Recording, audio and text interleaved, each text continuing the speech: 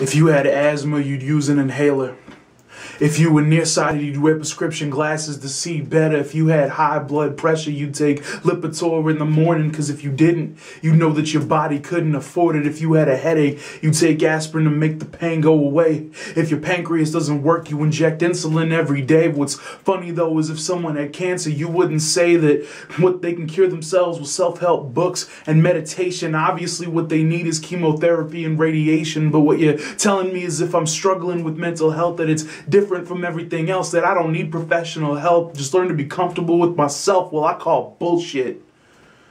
How are you going to tell somebody who sincerely wishes they were dead that they don't know how they feel because it's all in their head? Of course it's all in their head, just like Alzheimer's and MS. You're going to tell me you think fresh air is going to cure ALS? The stigma about discussing mental illness is slowly eroded, but that's only half the problem, because it's not the talking that's important. The diagnosis is a start, but that's only the first part. Anxiety and depression won't be cured by yoga in the park. Because please explain to me why morphine's okay for a broken back, but when I'm having a panic attack, a Xanax is too much to ask. But I gotta ask, have you ever felt like you were crawling out your skin, like the whole world's about to end, and you've got tunnel vision, your lungs are feeling so heavy and you can't catch your breath, and you're sure everybody is staring at your heart banging in your chest, but maybe not?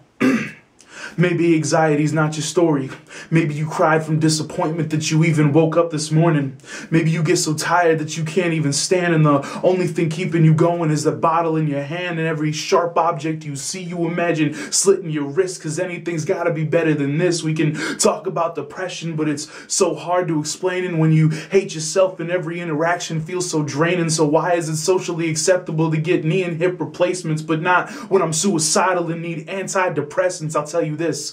When I was 20, I tried to kill myself by jumping off a roof because I felt worthless and ashamed of who I was, and that's the truth. When I was 21 and 22, I drank myself to sleep at night because I figured if I didn't wake up the next morning, well, that's all right. I've been depressed and suicidal since I was a little kid, and for a while, I wasn't sure I was ever going to want to live. For the past 8 months, I've been taking some medication, and for the first time in my life, I can feel something other than agitation, and for the first time in my life, I can see with clear eyes, and it's all thanks to these little pills that everyone wants to demonize. I'm so sick and tired of these people who complain about antidepressants as if the pills are to blame. If it wasn't for Zoloft, I wouldn't be making this video, and if it wasn't for Wellbutrin, I wouldn't be in the studio. We need more dialogue about mental illness. That's how I see it, because when I'm dealing with my sickness, you don't get to tell me how to treat it.